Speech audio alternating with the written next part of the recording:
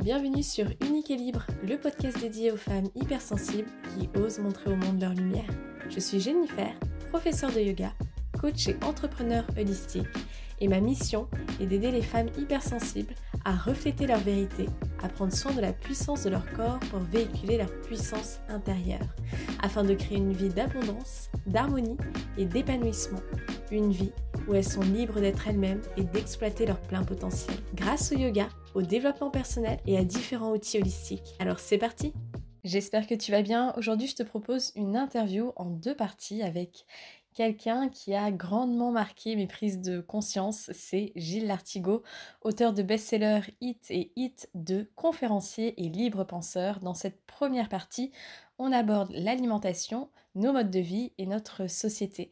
Un épisode qui, j'espère, te portera à la curiosité, à l'envie d'aller chercher l'information. Je te souhaite une agréable écoute. Bonjour Gilles, bienvenue sur Unique et Libre. Je suis ravie de te recevoir sur mon podcast.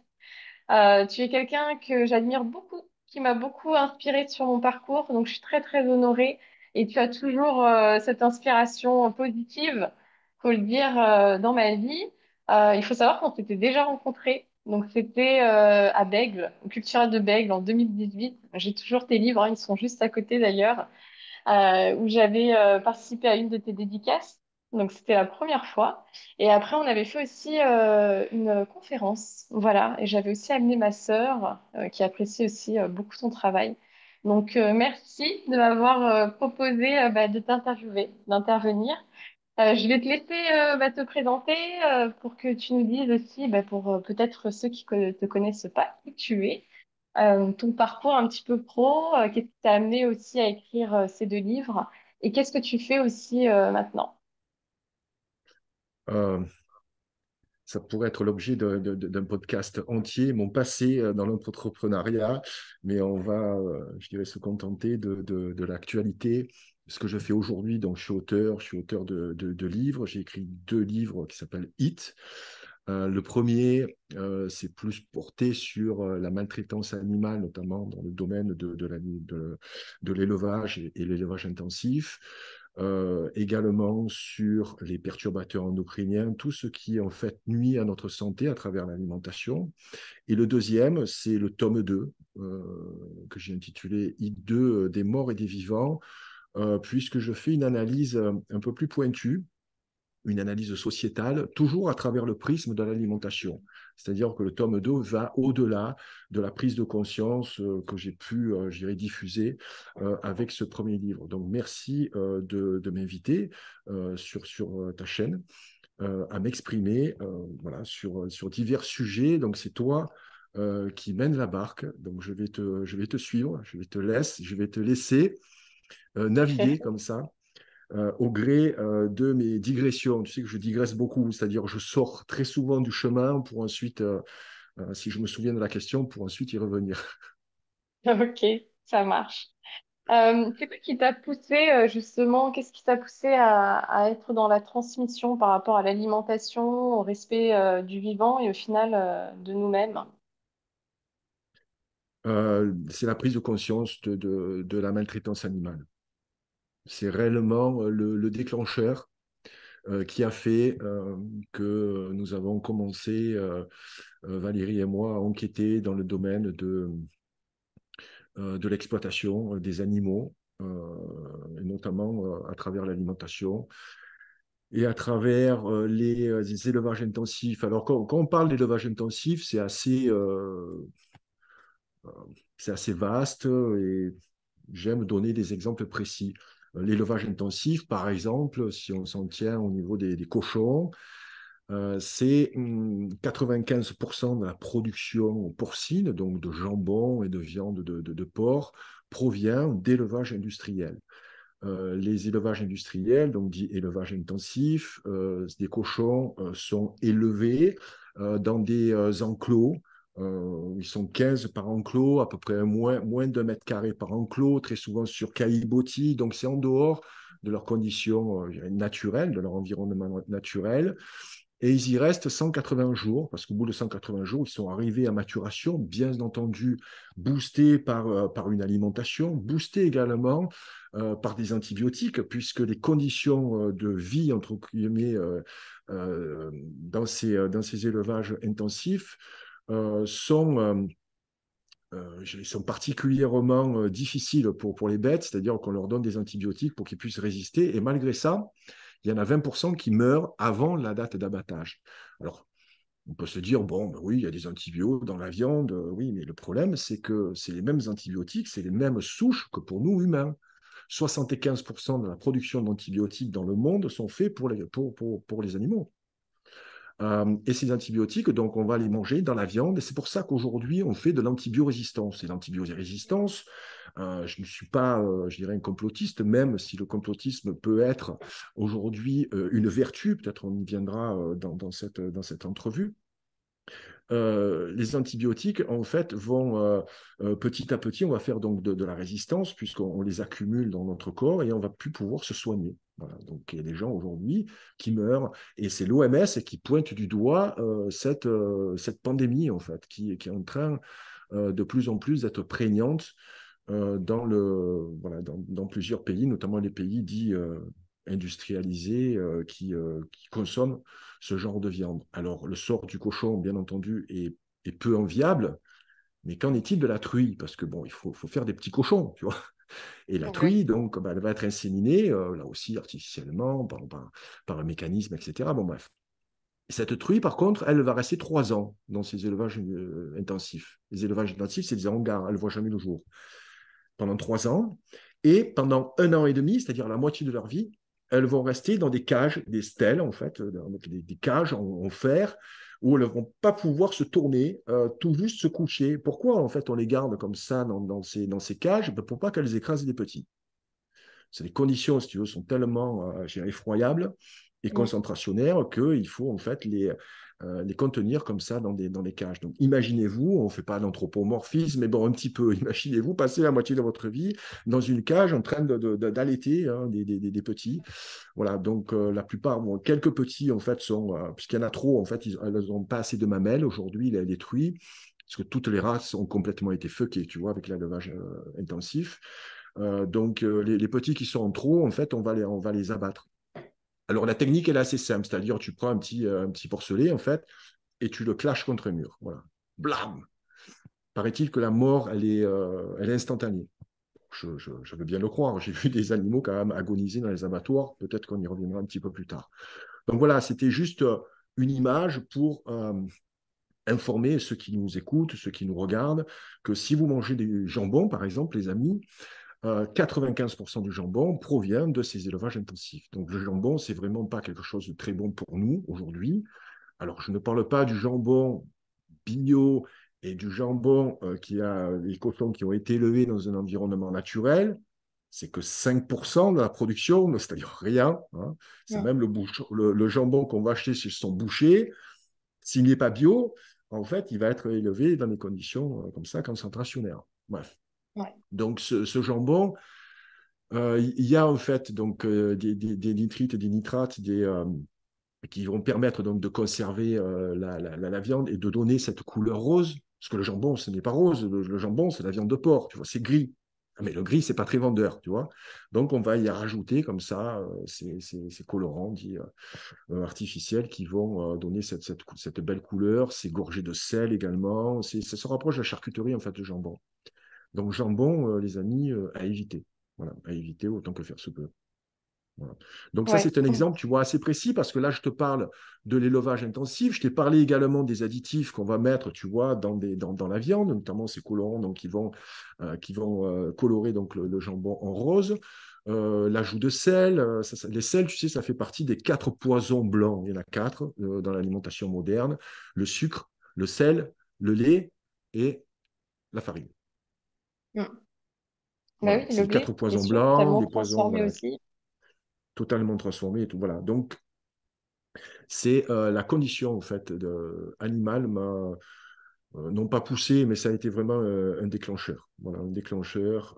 Et ça s'est passé il y a à peu près un peu plus de 15 ans maintenant.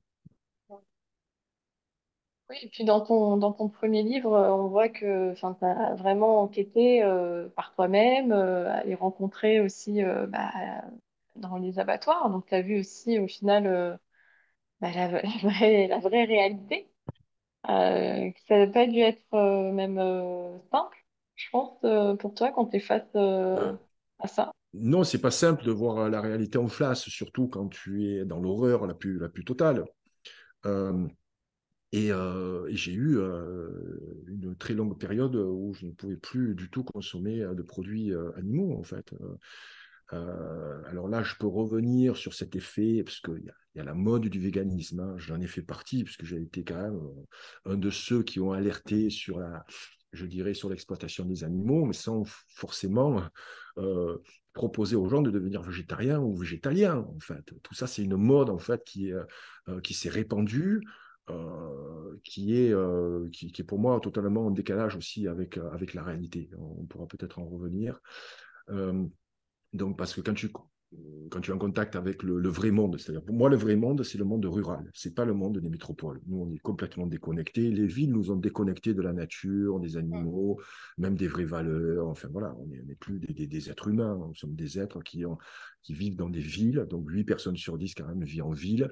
Je parle de ceux qui sont encore en contact avec la nature, etc., qui pour eux, manger des animaux, je dirais, c'est normal. C'est des animaux qui sont élevés dans des conditions normales.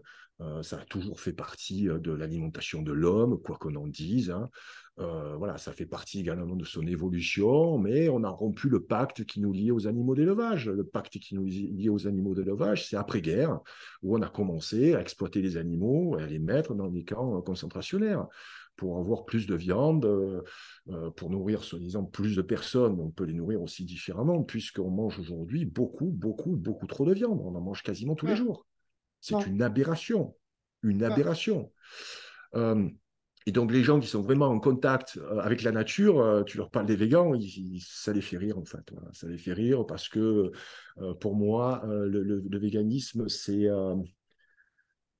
réellement un combat politique, le véganisme. C'est pas un mode alimentaire. Voilà. Ceux qui se déclarent végans parce qu'ils mangent pas d'animaux, pour moi, ce sont pas des végans. Le véganisme, c'est des gens qui sont militants, qui vont au combat politique. Il y en a un très célèbre, c'est Gary Yourofsky aux États-Unis, qui va s'enchaîner devant des grilles d'abattoirs, qui va donc manifester, je dirais, un intérêt et des actions sur le terrain. C'est pas quelqu'un qui se contente de manger de la nourriture. En plus, c'est industriel, parce que les végans aujourd'hui, C'est ça. la plupart mangent de la nourriture industrielle, c'est des aliments transformés. Donc, si on en vient à un mode alimentaire qui est traditionnel, donc sur des aliments non transformés, des aliments de saison, qu'on cuisine soi-même, tu te rends compte que ces trois éléments, en fait, 95% des personnes ne les suivent pas, en fait. Ne les suivent pas. Aujourd'hui, on n'a plus rien de saison, puisque dans les supermarchés, tu as les tomates toute l'année. Il n'y a plus rien de local. Toute la production, je te dis 95% du cochon, mais bon, j'irai toutes les autres animaux, c'est la même chose. Je ne te parle pas de l'industrie laitière, tout ça. Enfin voilà, tout ce qu'on trouve dans mon premier livre, c'est pas pour ça qu'il faut évacuer, tous les produits animaux de son alimentation. Tu vois, on a tout mélangé en fait. On Ouais. mélange l'émotionnel avec le rationnel. Quand on est rationnel, on pose les choses et on met les émotions de côté. Voilà. Bien sûr. Mais Mm. aujourd'hui, on vit dans une société où l'émotionnel l'emporte régulièrement sur le rationnel. Oui. Mm. Mm. Puis on est rentré, je pense, dans un confort avec la surconsommation, mais un confort, comme tu le dis aussi dans ton livre, une société au final qui est toxique. Et c'est simple en fait. Voilà, je vais faire mes courses, j'ai plus cet effort à aller peut-être rencontrer le maraîcher du coin qui prend le temps de cultiver sa terre. Là, je vais dans un supermarché, j'ai tout à disposition. Et puis c'est pareil au final, même avec la nature. Donc, quand on veut quelque chose, bon, on le prend et c'est tellement simple. Mais je pense qu'il y a beaucoup de gens qui font l'autruche, qui veulent pas au final même le voir, hein. Mais moi, ça m'est complètement égal. Si tu veux, mon travail aujourd'hui, c'est d'informer les personnes qui nous écoutent. Mm. Pas Bien du tout sûr, envie d'influencer leur choix, hein, de quelque façon carrément. que ce soit. Donc moi, je transmets des informations. Très souvent, ces informations, nous ne les avons pas. Ce que tu dis, d'aller au marché, rencontrer le maraîcher, c'est des belles histoires, ça, Jennifer. La plupart des personnes n'ont pas le temps. Je vois même moi, d'accord? Moi, je ne m'approvisionne pas au marché, enfin. Je vais sur le marché de temps en temps. Et c'est quasiment, enfin, c'est pas mon métier. Mon métier, c'est d'écrire, de produire du contenu. Aujourd'hui, les réseaux sociaux, bon, sont omniprésents, hein, dans mon travail, par la force des choses. Mais il faut avoir le temps. Et le temps, si tu as lu voilà, le tome 2, tu sais que c'est le fil conducteur de mon livre. Euh, Ouais. Là, en face de moi, tu vois, j'ai un très grand bureau. J'ai mon chat qui a eu 18 ans et qui est sur un début de cécité. Donc, Mhm. si vous entendez, les amis, un miaou, hein, c'est que mon chat m'appelle. Donc, tu feras des coupures. Je suis désolé. Ok. Tu feras des petits câbles, mais quelquefois, il va y avoir des miaou qui s'échappent. Donc, voilà. Je vous remercie. Euh, donc, pour en revenir voilà, au temps, il faut avoir le temps déjà de cuisiner. C'est déjà, voilà. Parce qu'on peut aussi s'approvisionner dans les supermarchés. Il y a des chaînes aujourd'hui de supermarchés qui vont s'approvisionner. Là, par exemple, je vois dans le sud une chaîne dont je ne citerai pas le nom, qui est plutôt du moyen de gamme. C'est pas du bas de gamme. Voilà, mais ils s'approvisionnent chez les maraîchers du sud-est qui font de l'agriculture avec, tu sais, ce label à qualité environnementale. Donc, ça s'appelle l'agriculture raisonnée. J'étais assez défavorable, moi, à cette agriculture. Tu vois, ils emploient plein de pesticides, des trucs et tout. Jusqu'au jour où j'ai un membre de mon club, donc le e-club là, que j'ai créé il y a 3 ans, où je publie donc où je fais des émissions en privé pour mes membres qui est producteur de tomates dans le sud-est et qui n'est pas bio, qui est en agriculture raisonnée. Il m'a expliqué de quelle façon il faisait pousser ses tomates et voilà, il n'y a pas d'emploi de pesticides dits chimiques, c'est du hors-sol, c'est vrai, mais c'est sous serre, il y a des conditions en fait qui sont favorables au développement des tomates, ces tomates sont excellentes, et il m'a réconcilié avec cette agriculture. Alors, je ne suis pas favorable, bien entendu, à l'utilisation des produits chimiques et des pesticides, mais là aussi, il faut être face à la réalité. Moi, je veux bien entendre hein, tous les gens qui parlent comme moi du bio, il n'y a que le bio. Déjà, le bio, il faut pouvoir se l'acheter. Excuse-moi, hein, parce que là, depuis la pandémie, depuis ce qu'ils nous ont foutu là, avec cette ingénierie sociale, là, soi-disant de pandémie avec le virus du Covid, les prix, ils ont explosé. Là, ils nous font la même Ouais. chose. Le Covid, c'est fini. Tu sais, chaque fois, il faut un truc qui te fasse un peu peur. Donc là, c'est la Russie, l'Ukraine et tout. Donc, problème de l'énergie qui est cher. Je ne vais pas rentrer là-dedans. Et à La Réunion, c'est encore pire, hein. Et Je ouais. précise. Ouais. Donc, pour reprendre. Alors, tu me parlais du bio. Le bio, il faut pouvoir l'acheter. Donc, les prix ont explosé pour de multiples raisons. Il faut pouvoir y avoir accès également. Donc, c'est pas donné à tout le monde. Donc, il faut pas trop être, je dirais, extrême dans ses choix. Si bien entendu, on peut consommer des fruits et des légumes bio. Là, je ne parle pas du bio industriel, attention. Oui, oui. Bio sous plastique, là, c'est autre chose. Je te parle des fruits et des légumes. Et c'est Richard Béliveau, qui est un chercheur québécois, un docteur donc, de l'université de McGill, un biologiste, qui a fait la découverte des vertus anti-cancer de certaines molécules de fruits et de légumes, qui dit la chose suivante, il vaut mieux manger des fruits et des légumes non bio que de ne pas en manger du tout. Oui. La Mm. vraie problématique aujourd'hui dans l'alimentation, c'est l'alimentation industrielle. Ce sont les aliments transformés. C'est le fait, en fait qu'on ne fasse plus la cuisine. Nous ne savons plus cuisiner. Donc voilà, ça fait partie de je dirais, cette descente, ce déclin régulier de notre alimentation moderne. Mm. Alors, tu parles dans des amis du temps. Après, moi, je suis quand même partisante que le temps, c'est nous aussi qui le créons. Donc, il y a un moment donné, quand on a envie de changer quelque chose, bah, on change ses priorités.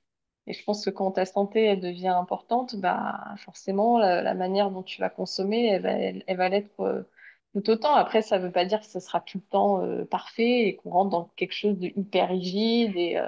et que du coup tu peux plus manger dehors. Je pense que c'est aussi une question d'équilibre, de juste milieu aussi. Tu disais que le temps, on le crée. Euh, enfin, je ne sais pas comment on crée du temps. En tout cas, on peut justement gérer ses priorités parce que le temps, voilà, on a tous 24 heures par jour.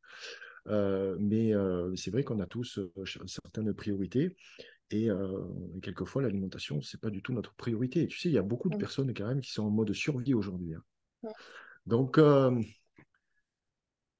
je pense qu'il faut parler avec beaucoup d'humilité.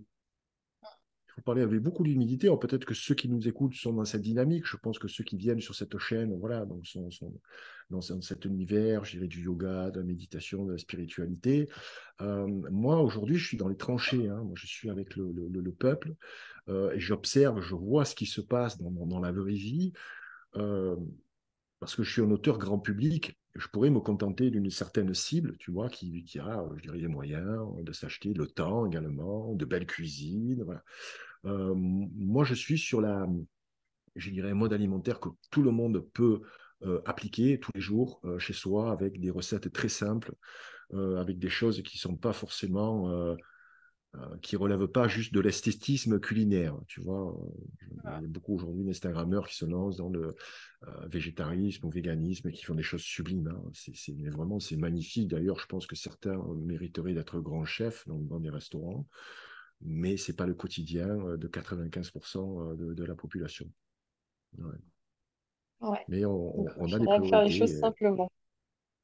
Ouais, ouais. Et c'est vrai que on perd la santé, si on a quelques notions, je dirais, d'alimentation et de médecine naturelle, on ne va pas, je dirais, se donner corps et âme à la médecine moderne. Et ça, Oui. j'ai pas mal aussi de témoignages à ce sujet, notamment un membre de mon club, Lucien, qui a réussi à combattre son cancer, non pas en suivant de la chimiothérapie ou radiothérapie, un grand renfort et harcèlement quasiment des toubibs, hein, mais de façon naturelle. Voilà. Et ça, c'est des gens qu'il faut écouter sans forcément les ériger en exemple. Là aussi, il y a Mm. une dérive, quoi, tu vois. Donc, Mm. je pense que ces 10 dernières années, puisque HIT va fêter ses 10 ans à la fin de l'année, donc je vais Voilà. prévoir pas mal d'événements suite à ces 10 ans. Tu me rappelais, je me souviens, cette dédicace au Cultura de Bègle, qui est un immense Cultura.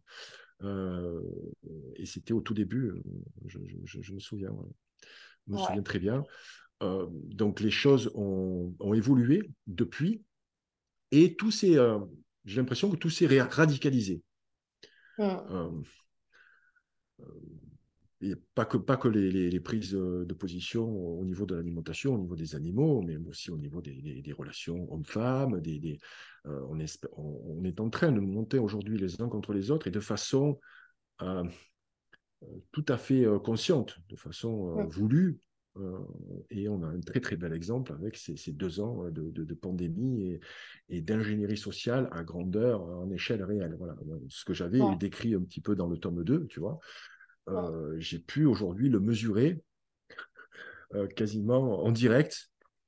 Alors là, tu pouvais éteindre Netflix, hein, pendant 2 ans. En fait, c'était tous les jours, c'était un épisode, nouvel épisode d'une série qui s'appelait série du Covid, hein. Ah bah Très, oui, très hein. intéressant. Mm. D'ailleurs, ça a fait un travail très intéressant au niveau on parle beaucoup de réveil, hein, en tout cas de prise de conscience. Oui. Mais là aussi, ça a clivé les croyants, Oui. les non-croyants. Tu vois. Carrément. Mm, mm, Mm. mm. Ouais, ça a été une période assez grand chamboulement, c'est vrai. Après, nous à La Réunion, alors il y avait quand même, hein, c'est sûr que tu allais sur Internet, sur les médias. Alors moi, ça fait longtemps que j'ai arrêté de regarder la télé. Euh, Pas justement être. Enfin, déjà, je trouve que ça t'influence négativement et puis c'est pas la vraie, les vrais médias quelque part. Mais après, c'est vrai que même sur Internet, il y avait beaucoup de choses. À démêler un peu le vrai du faux, par moment, c'était pas aussi simple. Mais ça a été, oui, comme tu dis, où il y a eu des fois des périodes où les personnes se montaient les uns contre les autres. Et moi, je l'ai même vu dans le cadre même de ma famille, hein, où ça peut créer même, enfin, ça a créé des conflits parce que du coup, il y a plus ce respect en fait de chaque individu, de ce qu'il croit et de ce qu'il a envie de faire, en fait. Donc, on en revient un peu à cette liberté. Donc oui, ça n'a pas été une période simple. Après, c'est vrai que nous, à La Réunion, je pense qu'on a eu moins ce... Alors, on a quand même eu, hein, parce qu'on a eu des périodes où on pouvait pas, par exemple, on avait des... comment on appelle ça le soir quand tu sais, t'as je perds le mot tellement ça remonte. Ah, le Le couvre-feu, couvre-feu? voilà, exactement. On avait des couvre-feux et puis on avait des zones, des périmètres on pouvait pas aller. Des fois, c'était juste 5 kilomètres. Et en fonction de là où tu habitais à La Réunion, bah, tu pouvais vite te retrouver au final très seul, très seul. Mais Ouais, on a après, c'est testé vrai en que fait une c'était forme de moins dangereux. dictature. Ouais, il y avait moins ce Ouais, truc en métropole. Moi, quand je suis arrivée à La Réunion, en fait, c'était avant le deuxième confinement. ok. Donc c'était une période en fait où on a testé bon, en direct une dictature, on appelait ça une dictature sanitaire. Et à mon grand regret, à mon grand désespoir, mais bon, c'était pas, ça m'a pas surpris qu'une grande partie en fait de la population acquiesce Mm, volontairement et se soumette. Il y a toujours eu, hein, de toute façon, on vit une forme de guerre. D'ailleurs, c'est le président Macron qui l'a déclaré. Quand il dit qu'on est en guerre, on n'est pas en guerre contre un virus invisible. Donc, c'est le peuple contre les élites, mais ça l'a quasiment toujours été. Mais aujourd'hui, avec les moyens mis à leur disposition, ces gens-là sont devenus intouchables. mm, Euh, c'est à nous, en tant qu'individus, c'est à nous en tant que citoyens, et là je reprends les propos d'un homme que j'apprécie beaucoup, que j'ai rencontré en maintes reprises pour écrire le tome 2. C'est un professeur dans une université aixoise qui s'appelle Étienne Chouard. Et Étienne Chouard dit la chose suivante, notamment par rapport justement au journalisme et au complotisme, que les journalistes aujourd'hui devraient enquêter. En fait, le métier d'un journaliste, c'est d'enquêter. Ce ne sont pas aujourd'hui, ce sont des gens qui vont cueillir des informations auprès des agences de presse. En fait, on appelle ça des idiots utiles, c'est des relais du pouvoir. mm, Il n'y a plus de vrai journalisme. Tout le monde devrait être complotiste. Tout le mm, monde devrait chercher à connaître, comme tu dis, la vérité. La vérité, on ne va pas te l'exposer, puisqu'aujourd'hui, on veut te la cacher. Mais bon, avec un minimum de clés de compréhension, c'est tout le travail que j'ai fait dans les clubs depuis 3 ans. Je dirais aujourd'hui, on ne nous la fait plus. Hein. Que ce soit au niveau de la guerre en Ukraine, que ce soit au niveau du prix de l'énergie. Quand tu vois, quand tu es contraint de subir des hausses du prix de l'énergie. On te dit, oui, le bouclier fiscal, etc. Mais oui, on nous a aidés. Oh, fantastique, l'État français est arrivé à subventionner, par exemple, l'arrêt des restaurateurs, etc. etc. Mais tout l'argent, je crois qu'il y a 600 milliards d'euros qui ont été injectés dans l'économie française. Qui va payer? mm. Qui va Oui, payer? Ce sont vos enfants, ce sont vos petits-enfants qui paieront. C'est ignoble de dire, mais quoi qu'il en coûte, mais on a aujourd'hui à la tête de l'État français quelqu'un qui n'est pas humain, en fait, qui n'a mm, aucun sentiment, qui est la parfaite marionnette, puisqu'il ne faut pas se leurrer, hein, ce ne sont pas les présidents aujourd'hui qui font la politique et qui décident de quoi que ce soit, ce sont juste des relais, en fait. Donc, quand tu commences à détricoter, si tu veux, cette hausse de l'énergie, tu te rends compte que la production d'énergie en France, on la doit à Charles de Gaulle et au nucléaire, au parc nucléaire. Et quand tu entends des écologistes qui veulent arrêter le nucléaire, on ne sait pas pour quelle raison, en fait. C'est le moins dangereux, c'est ce qui envoie le moins de gaz à effet de serre, tu vois. Même et Greta, comment elle s'appelle Greta Thunberg, comment elle s'appelle ouais. oui, Greta a viré de bord, en fait. Elle était contre, maintenant oui, elle est oui. pour l'énergie nucléaire, en fait. En fait, les gens sont des idiots. Ceux qui nous dirigent aussi sont des idiots, puisqu'il y a des dossiers qui ressortent. Hein, de Dominique Voynet, à l'époque, hein, qui va à l'encontre du président de l'époque pour justement flinguer le parc nucléaire français. Bon, bref, on produit de l'énergie en France, en fait, qu'on qu'on vend à l'étranger moins cher qu'on vend à certains revendeurs également d'électricité, puisque ce sont des lois européennes aujourd'hui, qui vont les revendre à la France plus cher. En fait, c'est des choses qui sont incompréhensibles, qui ne sont pas logiques, sauf lorsqu'on connaît, lorsqu'on a les clés de compréhension et qu'on connaît les tenants et les aboutissants. Donc, ça demande du temps, là aussi, de s'instruire, de comprendre. Ouais. Et quand on voit que la population est en chute libre, avec un QI qui est en train de dégringoler depuis la Deuxième Guerre mondiale, dû essentiellement à l'éducation nationale. Hein. Bon, je ne vais pas aller sur trop de sujets. Tu vois, là Oui, j'ai beaucoup débordé. Il faudrait qu'on revienne sur ouais. l'alimentation. Il faudrait qu'on revienne sur l'alimentation. Mais ça contribue parce que tout ce que je te dis là, cet endormissement en fait général, à intégrer les foyers à cause ou grâce, ça dépend dans le camp dans lequel on se positionne, grâce à la télévision. Ah, Toi, tu es trop jeune, mais moi, j'ai connu la télévision flamboyante des années 80, où on t'envoyait un coup de publicité et de jingles musicaux qui sont encore utilisés à l'heure d'aujourd'hui de Richard Gottener. Euh, qui te propose en fait des plats industrialisés, le micro-ondes, tu vois, tout ce genre de choses, en fait, à intégrer en fait les foyers grâce à la publicité, grâce à la télévision. Donc la télévision, c'est quoi? C'est une façon de vous provoquer l'envie d'acheter, ce consumérisme, tu vois, cette télévision qui va également avoir la prétention de vous informer. Non, non, vos propagandes à la télévision, elle ne vous informe pas, elle ne vous informe plus.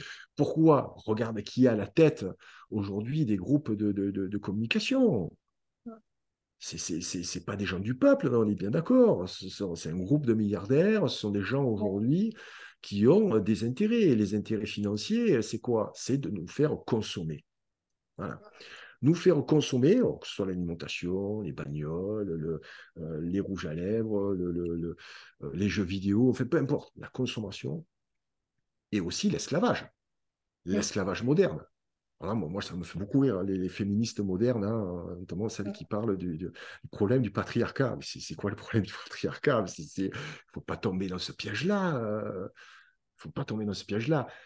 Si vous vous intéressez je te dis ça parce que tu es une femme, une jeune fille, donc forcément, ça doit être dans tes centres d'intérêt.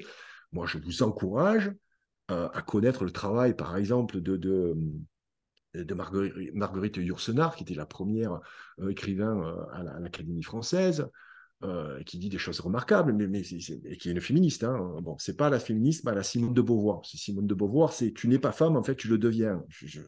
Ça, il faut pouvoir quand même le comprendre, le conceptualiser quand même. On est né différent. Hein. On est différent. On a des organes génitaux qui sont différents. Alors, tous ceux aujourd'hui qui me parlent de changement de sexe, bon, excusez-moi, ça me fait doucement rigoler. Tu ne changes jamais de sexe. C'est pas parce qu'on te charcute le pénis ou le vagin que tu vas devenir un homme ou une femme. Hein. Une femme, c'est qui procrée. Un homme, c'est un homme qui procrée. Donc, chacun a des organes génitaux. Aujourd'hui, on te fait croire que c'est pas un travestissement. Moi, j'ai connu l'époque où les hommes, en fait, voilà, se travestissaient en femmes. D'ailleurs, la France est très connue pour ça. Il y a eu des films magnifiques, La Cage aux folles, je ne sais pas si tu connais ce genre oui, de film. Voilà, voilà donc il y a eu ces clubs aussi où tu vois, tu avais des transformistes. Moi, j'ai connu toute l'époque des drag queens. C'était fantastique, tu vois. C'est pas des gens qui faisaient la propagande dans les écoles pour dire à ouais, l'adolescent, tous les adolescents, en fait, ils sont bisexuels, en fait. Tu sais pas, l'adolescence, 13-14 ans, les filles et les garçons. Là. Aujourd'hui, on leur propose de changer de sexe. C'est très pervers, tu vois. Et le patriarcat, le féminisme, je peux le concevoir, mais je peux échanger avec des personnes qui connaissent vraiment l'histoire. Vraiment bien l'histoire. sûr. Et il ne faut pas tomber, tu vois, dans ces pièges-là. Voilà. On a Ouais, chacun, je dirais, on est complémentaires. Et aujourd'hui, on veut diviser. Les végans, les non-végans, les hommes contre les femmes. Tu vois, toutes ouais, ces, ouais. ces classes-là aujourd'hui qui n'ont pas justement à se chamailler entre elles et qui doivent avant tout s'unir pour pas Effectivement. subir comme ça une dictature. Donc, Pourquoi aujourd'hui je parle de ces sujets qui ont l'air assez éloignés de l'alimentation? Parce qu'en fait, tout est lié. Tu vois, Jennifer, tout est lié. J'ai commencé avec cette découverte de l'élevage et de l'exploitation des animaux dans l'alimentation. Voilà, il y a une quinzaine d'années, ça m'a ouvert d'autres portes. Et ces autres portes font que tu es obligé de t'intéresser à d'autres sujets si Ouais, tu veux comprendre le monde tel qu'il est. bien sûr. Si tu Ouais. veux vivre dans cette société que tu appelles aussi société toxique, puisque j'ai utilisé ce terme comme la jungle alimentaire, parce que j'aime bien les termes un peu flamboyants, hein, parce que toi tu m'as vu en show-conférence, tu sais que, voilà, que j'aime beaucoup ça, je soigne la forme pour justement essayer de diffuser le fond de ma pensée, de mes concepts et de mes analyses. Donc c'est important de s'intéresser un petit peu à tout ça, même si on le survole, on ne va pas devenir un expert en géopolitique ou en création monétaire. Très, très intéressant pourtant de savoir comment écrire la monnaie. Là, aujourd'hui, on veut nous Mm. imposer la monnaie virtuelle, tu vois. Euh, Ouais. Quand tu as en fait tout ce champ aujourd'hui qui est quasiment infini, tu vois, de problématiques à laquelle nous sommes confrontés au quotidien, il y a une problématique que tu peux, euh, sur laquelle tu peux agir. C'est l'alimentation. C'est choisir ce que tu manges. Mm. Choisir également ce que tu bois. On peut parler de Ouais. l'eau, si tu veux, parce que l'eau est importante dans ton île. Oui. Vous avez des sources à La Réunion, des sources d'eau minérale? Là, oui, oui. Oui. Ouais. OK. Mm. Et vous consommez, je pense, comme 95% de la population, À l'eau de du l'eau du robinet. robinet et de l'eau de ville. OK. Ouais. Quel- Qu'est-ce qui, dans l'eau du robinet, pourquoi on parle de l'eau? Parce que l'eau fait partie de notre alimentation et l'eau est plus importante encore que l'alimentation. On peut se priver de manger, mais on ne peut pas se priver de boire. Tu le sais. Donc, plus en période de canicule, on en a parlé tout à l'heure, il fait plus de 40 là, à l'ombre, 55 au soleil. Donc, il faut boire plusieurs litres d'eau. Euh, Si on boit plusieurs litres d'eau de ville, dans l'eau de ville, il y a un poison qui est certes utile parce qu'il va je dirais, il va aseptiser l'eau que l'on boit pour qu'il n'y ait plus de bactéries et de virus. Ça s'appelle le chlore. Tu es d'accord avec moi? Oui. Donc, le chlore a comme fonction de détruire les bactéries, bon, bonnes ou mauvaises. Hein. On boit une eau qui est saine. Mais une fois que tu bois cette eau, le chlore continue son action en fait dans ton corps. Bien sûr. Le chlore continue son action dans notre corps. Et lorsqu'on en boit, je dirais, une certaine quantité, c'est pas un ou deux verres d'eau, on est d'accord, ça crée des troubles. Ça crée des troubles au niveau de notre digestion. Ça peut voilà, créer même des pathologies plus graves à terme. Donc, il faut absolument aujourd'hui filtrer son eau. On ne va pas acheter de l'eau minérale parce que ça coûte aussi ça coûte cher. C'est emballé dans du plastique. Même dans l'eau minérale, il y a des nitrates, des nitrites, tu vois, les Oui. pesticides qui vont dans les nappes phréatiques, qui se retrouvent dans les sources, tu le sais. Et puis alors là, on me demande, oui, mais Agile, comment on fait pour boire une eau qui est saine? Ben, il faut la filtrer. Il y a Ouais. aujourd'hui plein je dirais, de possibilités de filtrer son eau. Il y en a qui sont à bas prix, c'est-à-dire c'est des filtres à charbon, donc qui sont dans des espèces de bonbonnes où c'est filtré donc par gravité. Tu utilises l'eau de ville parce que c'est quand même la moins chère et tu la filtres, donc tu n'as plus du tout de chlore, tu n'as plus du tout de résidus médicamenteux, voilà, parce que tu sais que dans l'eau de ville, tu trouves des résidus de pilules contraceptives. Ouais, ouais. Mm. Et de tout le médicament. Parce que les médicaments, quand on Ouais, en ouais. prend, par exemple la pilule, on la prend, on va en synthétiser une partie. Il y a une partie qui va être évacuée par les urines. Et ça se retrouve, en fait, puisque les stations d'épuration ne sont pas équipées de filtres assez fins, on appelle ça la nanofiltration, pour arrêter justement ces molécules. Donc ces molécules se retrouvent après dans tout l'environnement. Donc en fait, tu vois, il n'y a pas besoin de féminisme parce qu'en fait, ces molécules vont féminiser l'espèce humaine. Ouais. Je te dis ça en rigolant, mais c'est réellement le cas. Hein. C'est Rachel Carson qui, en 72, il me semble, a écrit un livre qui s'appelle Le Printemps silencieux, où elle avait observé que dans une région aux États-Unis, donc dans un lac où les oiseaux en fait se reproduisaient plus, où il y avait même des poissons, des gardons qui avaient des œufs dans leurs testicules, c'est-à-dire que les espèces se féminisaient, les mâles devenaient stériles, parce qu'il y avait à côté une usine qui épandait donc des pesticides. Et donc, elle a fait le lien, c'était le début de tout le courant de l'écologie. Donc voilà, moi je filtre en eau, là, tu vois, j'ai une gourde qui s'appelle Oco, tu vois, c'était un filtre à charbon actif. Donc je prends ma gourde toujours avec moi, quand je m'arrête sur les aires d'autoroute, parce que là aussi, tu vois, les aires d'autoroute, ça c'est un peu ma marotte, tu vois, je parle souvent, je m'arrête, il va acheter une bouteille d'évian de 2 litres, c'est 3 euros. Ah oui, c'est super cher. Ouais. Oui, c'est super cher. Ouais. Alors, on n'est pas à 3 euros près, tu me diras. Quoique, et ça, c'est super pratique. Tu vas aux toilettes, tu le remplis, tu as de l'eau, voilà, tu as de l'eau filtrée aussi, tu as de l'eau qui est pure.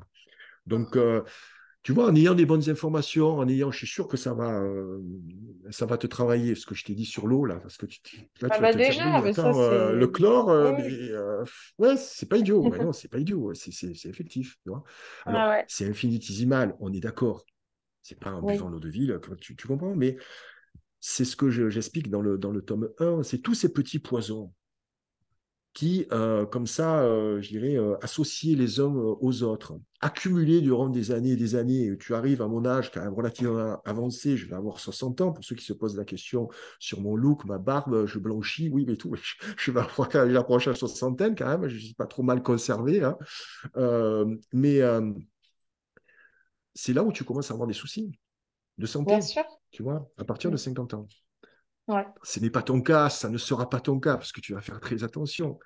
Mais au plus on prend conscience de cet empoisonnement jeune, au plus on est à même d'agir. Et contrairement à tout ce que je vous ai parlé un petit peu, excusez-moi si j'ai beaucoup digressé, mais bon, la géopolitique, etc., sur lesquels tu ne peux pas agir, l'alimentation, tu peux agir. C'est pas Bien sûr. facile. Voilà, c'est vraiment pas facile, encore moins quand tu es en couple, parce qu'il faut que les deux je dirais, s'entendent bien et aient le même objectif, et encore plus quand il y a des enfants Oui. Ouais. et Mm. des adolescents. Parce qu'eux, ils sont en plein, si tu veux, ils ont grandi dans ce monde-là. Ouais. Ils sont habitués au goût sucré, salé, tu vois, C'est ça. au micro-ondes, au truc rapide. Donc voilà, c'est pas une problématique qui est simple, c'est assez simple à comprendre, mais à mettre en place, c'est plutôt compliqué, c'est assez long. Moi, les retours que j'ai depuis une dizaine d'années pour changer complètement son mode alimentaire, trouver aussi ce qui nous convient. Oui. Il y en a, je dirais, il vaut mieux qu'ils ne soient pas végans, parce qu'ils ont vraiment besoin de manger de la viande, des œufs et des Oui. produits animaux. On me dit, ouais, mais pourquoi on trouve Oui, on trouve des protéines, toujours les protéines. Bon, on va rester sur les protéines. Trouve des protéines dans les végétaux. Oui, mais bon, c'est pas aussi concentré déjà que dans la viande. Il faut savoir, quand tu manges un mammifère, tu manges la même espèce que toi. Tu es un mammifère. Donc la protéine des animaux, c'est la protéine qui est adaptée pour l'humain. Pas me faire croire que la protéine qu'on trouve dans les lentilles est meilleure que la protéine qu'on trouve dans le poulet ou dans le bœuf. Parce que ce n'est pas vrai. Mm, Tu mm. vois. Donc, cette protéine aussi, il faut aller la chercher, il faut mastiquer, il faut lever les fibres. Euh, voilà. Et puis, dans 100 grammes de lentilles, par exemple, on a 12 ou 13 grammes de protéines. Dans le poulet, tu as l'équivalent. Mais quand tu fais cuire 100 grammes de lentilles, ça te fait 300 grammes de lentilles pour manger 12 grammes de protéines, tu vois. Bon, les chiffres ne Ouais. sont pas super justes, mais vous comprenez le concept. Donc souvent, on dit que dans les céréales, notamment les légumineuses, il y a des protéines. Oui, mais quand tu les cuis, ça fait un volume. Tu vois.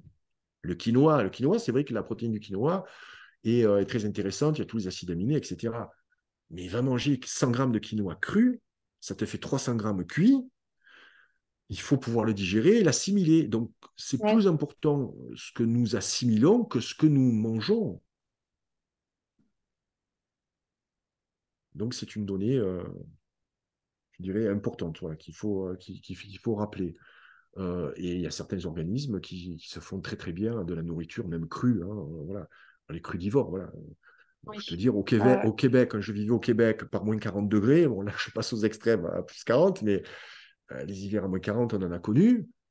Boire du jus de légumes, tu vois, ou manger du chou-fleur cru, Mm, c'est pas forcément adapté à la région, tu vois. Donc, mm. Ouais. donc voilà. Et puis même, je pense à notre microbiote intestinal, parce qu'il est tous unique. Et moi, je rebondis aussi sur ce que tu as dit par rapport à l'eau, hein, qu'on trouve du chlore. Après, il y a aussi tout ce qui va être d'autres perturbateurs endocriniens, les xénoestrogènes. Mhm. Oui. Euh, Moi, je suis atteinte d'endométriose, donc ça fait Mhm. plus de 10 ans.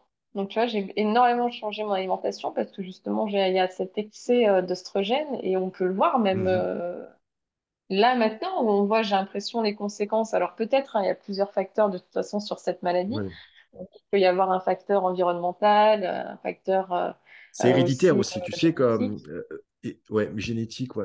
Ouais, Ouais, génétique, ça peut être transmis aussi par ta maman, exactement. qui a Ouais, été ouais. en contact avec les perturbateurs endocriniens, parce qu'ils ont Ben cette oui, c'est faculté, les ça. perturbateurs endocriniens, de se fixer à vie dans les graisses. Et Ouais, si tu es allaité, donc ça passe par le lait maternel. Donc certains disent, oui, mais alors le lait maternel, c'est pas bon. Non, le lait maternel, il n'y a pas d'équivalent au lait maternel. Le lait industriel, ça reste du lait industriel maternisé. ouais. Mais voilà, ces facteurs, et l'endométriose fait partie justement des effets secondaires des perturbateurs endocriniens. Dans l'alimentation, quand même, tu as pas mal de possibilités, peut-être pas de guérir de cette pathologie, mais en tout cas d'amoindrir les effets. Ouais. Ouais.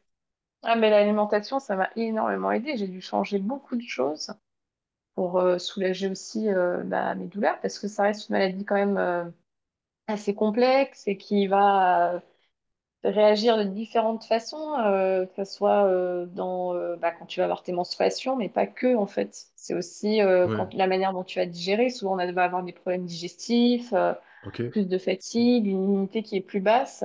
Mais ce qu'on voit aujourd'hui, et on le voit, hein, parce qu'on se dit, quand tu dis autour de toi, tu connais tout le monde qui connaît au moins une femme qui a de l'endométriose. Donc, tu as un peu ce fléau qui se fait. Et ce qui est Mm. assez dingue aussi, et je pense que c'est là aussi, parce que j'ai fait un épisode de podcast par rapport à l'endométriose, c'est qu'on a même retrouvé des cas d'endométriose chez certains hommes aussi. Souvent des hommes voilà, qui avaient par exemple un cancer de la prostate, on leur a donné en médicaments, dedans il y avait des oestrogènes justement pour combattre aussi Oestrogène, la ouais. Ouais. maladie, et du coup ça a déclenché des endométrioses. Donc au Mm. final, ça peut toucher pas seulement que les femmes, ce problème d'oestrogène, en tout cas de xénoestrogène, mais ça peut aussi toucher tout le monde. Mm. Tu fais de l'information à ce sujet sur ta chaîne Oui, j'ai fait par une rapport à série ton cas? de Ouais. 3 épisodes Ah, OK. justement par rapport à Intéressant. l'endométriose, où la première, j'aborde justement le côté un petit peu plus des différents facteurs en fait de la maladie, les différentes causes possibles, comment elle va impacter aussi la femme, parce que c'est pas que physiquement, hein, c'est vraiment dans son ensemble.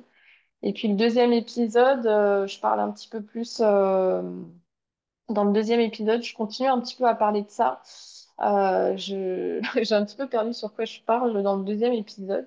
Mais en tout cas, Et tu donnes dans le aussi deuxième des épisode, je parle un indications petit peu sur... plus de mon parcours. Voilà. Et après, OK, je donne ouais. aussi des clés. Qu'est-ce que moi j'ai mis en place pour cheminer en tout cas vers la guérison, parce qu'il y a quand même des femmes hein, qui ont réussi à guérir de l'endométriose.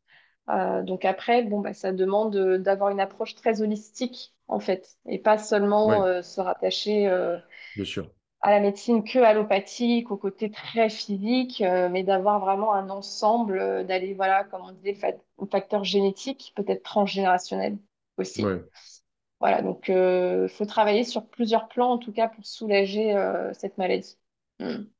ouais, ouais, tout à fait. Tout à fait. Très Ouais. intéressant. Je partagerai, tu m'enverrais les liens. Ouais. Oui. Ouais. En premier livre, tu as découvert aussi les États-Unis. Donc ce monde-là vraiment de la junk food, Ouais, de tout ça. Ouais. ouais, je Et suis né dans les années 80. Ouais. Ouais. hmm, ok. Et moi, j'aimerais bien que tu nous parles justement avant que tu changes, hein, on va dire, de ton alimentation. C'était quoi le rapport que tu avais aussi avec ton corps, ton alimentation, un petit peu ta vision aussi de tout ça avant que ça bascule, on va dire, avant que tu t'ouvres même sur ce qui se passe dans notre société. Parce que est-ce que tu as toujours été le cas? Est-ce que tu as toujours eu cette curiosité vraiment J'ai toujours été curieux par nature. Je me suis très jeune intéressé je dirais, à un peu des questions existentielles en me demandant si, par exemple, on se réincarnait. Voilà, ça m'a toujours touché. Qu'est-ce qu'il y a après la mort? Voilà. Mm. Donc, à l'époque, j'avais lu du Ron Hubbard. Ron Hubbard, donc c'est le créateur de la scientologie.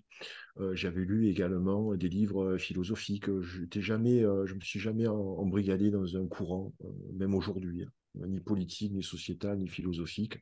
Je me considère comme voilà, un homme libre, un libre penseur.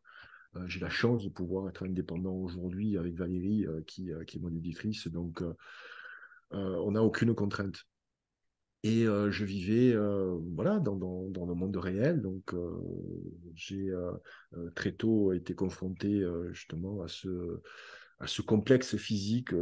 J'étais ectomorphe, donc j'étais très maigre. C'est pour ça que j'ai fait la culture physique. J'ai eu la chance de rencontrer Arnold Schwarzenegger dans ces belles années 80. Je vivais à Los Angeles et je me suis pris de passion, voilà, pour ce on appelle ça le culte du corps, ça peut paraître très égocentré, mais j'ai beaucoup de respect en fait pour des gens qui pratiquent, peut-être pas forcément aujourd'hui avec toute cette tendance de se montrer, l'Instagram, etc., les photos. Peut-être, naïvement, je pense que dans les années 80, on faisait plus ça pour nous que pour les autres. Mm. Il n'y avait pas ce phénomène des réseaux sociaux, il n'y avait pas même ces phénomènes de photos. D'ailleurs, à cette époque, j'ai gardé aucune photo. Comme j'ai déménagé en plus plein de fois, j'ai plus de photos. Je montrais nos Gold Gym ou à Los Angeles. J'aurais peut-être avoir une ou deux photos qui traînent comme ça, tu vois. Mais bon, bref. Si ça avait été aujourd'hui, tu vois, selfie tout le temps. Enfin, aujourd'hui, tu as plein de souvenirs, tu vois. Mais de l'époque, des années 80, tu ne te baladais pas avec un appareil photo, tu vois. Surtout, il n'y avait même pas de téléphone portable. Et donc, j'ai pris conscience à cette époque-là, lorsque j'ai rencontré justement ces gens-là, Arnold Schwarzenegger et tous ces gros culturistes et qui étaient pour moi comme des super-héros, je me suis rendu compte de l'importance de l'alimentation. Voilà, faut pouvoir travailler son corps, l'exercer, donc pour construire des fibres musculaires grâce à l'alimentation que tu vas lui donner. Voilà, c'était simple. No pain, no gain, c'est-à-dire pas d'effort, pas de résultat. Voilà. Et à cette époque-là, dès cette époque-là, j'ai mis en place une certaine discipline. On me demande souvent qu'est-ce qui est le plus important, la motivation ou la discipline. Mm. Bah, c'est la discipline. Motivation, tu peux l'avoir, tu peux ne pas l'avoir. Un jour tu l'as, un jour tu l'as pas. Est-ce que tu es motivé? Moi, je n'ai jamais été motivé d'aller à la gym tous les matins. Je préférerais rester ici, tu vois, bosser, m'occuper des animaux, rester avec Valérie, bon, peu importe. Mais euh, je fais l'effort d'aller exercer mon corps au moins 1 heure 30 pour, ne serait-ce que pour ma santé. Ne serait-ce Mm. que pour ma santé. Aujourd'hui, 75% des personnes font des métiers dans le tertiaire, c'est-à-dire où on est en position assise. C'est pas naturel. Donc, il faut. L'effort physique contribue à la santé, hein. C'est très complémentaire à notre alimentation. On Oui. peut bien s'alimenter, mais on peut être en sous-activité physique. Ça nuit à notre Ouais. corps. C'est l'exemple d'une mare, tu vois, avec de l'eau qui croupit et la mer qui est vivante. Voilà, c'est ça. Et dès lors, voilà, j'ai pris conscience de beaucoup, beaucoup de choses à cette époque-là. Donc, je cherchais les informations, comment bien me nourrir. J'ai passé un diplôme de nutritionniste. Je me suis informé auprès de ces. Il n'y avait pas de coach à l'époque, hein, c'était justement les gens qui s'entraînaient à la salle de gym, ben, qui te prenaient sur leur aile, sous leur aile, et puis qui t'enseignaient à faire tel et tel mouvement, ou à te donner tel et tel truc, tu vois. Euh, j'ai fait des choses bon, qui sont un petit peu, enfin, un peu folles, tu vois, un petit peu comme Rocky Balboa dans le film Rocky, justement, où il se lève au milieu de la nuit, il va boire du lait avec des œufs, tu vois, mixé. Voilà, j'ai essayé beaucoup de choses, je suis revenu de beaucoup de choses, mais j'ai pris conscience voilà, de l'importance de l'alimentation à cette époque-là, de l'effort physique. J'étais par contre pas du tout connecté aux problématiques sociétales, aux Mm. problématiques environnementales, aux problématiques de géopolitique, d'économie. Voilà, ça me dépassait totalement. Ensuite, à mon retour en France, donc j'ai eu une carrière d'entrepreneur pendant quasiment 20-25 ans. J'ai beaucoup entrepris, j'ai créé beaucoup de startups dans les années 2000. J'ai été un des premiers à créer des sites Internet en France, donc avoir des agences, comme on dit, des agences multimédia. Ça, c'était fin des années 90. Donc, j'ai toujours été aussi un féru de technologie, avec toujours cette envie de découvrir, tu vois, de nouvelles choses, de fouiller, de comprendre. Et petit à petit, voilà, on m'a mis sur le chemin de cette exploitation animale, Ouais. avec des enquêtes qu'on a fait avec Valérie. À l'époque, c'était donc on est allé en Espagne faire un reportage en caméra cachée dans le sud de l'Espagne, c'était à Villena, où, paraît-il, ils pendaient des lévriers dans une forêt, enfin, pas des lévriers, c'est des galgos, c'est une source de race, c'est dans la classe des lévriers, des galgos qui étaient utilisés par des chasseurs, en fait, qui en avaient plusieurs, et à la fin de la saison de chasse, ils gardaient le meilleur, et les autres, ils allaient les pendre dans une espèce de forêt, et avec la position du pianiste, c'est-à-dire qu'il pendait le chien, non pas haut et court, c'est-à-dire que les deux pattes touchaient légèrement le sol, tu vois, et le chien agonisait pendant des journées. Oh, ouais. Après, il y avait des atrocités, quoi. Il est jeté dans des puits, il est piqué à l'eau de Javel, il est traîné derrière les voitures, enfin, c'est l'horreur. Pourquoi? Parce que ça avait blessé leur amour-propre de chasseur, tu vois. Alors, je ne suis pas anti-chasse. Voilà, j'ai la chasse respectueuse que pratiquait mon grand-père, qui malheureusement aujourd'hui est en train de se faire vampiriser par toute cette chasse où on va élever des espèces de, enfin, des canards, des faisans, des perdrix pour après les lâcher à des gens qui ont payé une cotisation, qui vont pas faire du baltrap, tu vois. Non, c'est pas la chasse. Ça. La chasse, c'est contact avec la nature et aller tuer un animal. Certains me diront, oui, mais euh, c'est atroce, on tue un animal, mais de toute façon, un animal, quand il meurt dans la nature, il ne meurt pas, je dirais, sous un édredon avec une lampe à chaleur, tu vois, et dans le confort. Donc, c'est atroce, la nature est atroce, mais voilà, il y a des gens aujourd'hui qui chassent, il faut le dire, hein, pour se nourrir. Il faut le rappeler, hein, si on ne peut pas déconnecter de la réalité, il y a des gens aujourd'hui qui chassent pour se nourrir.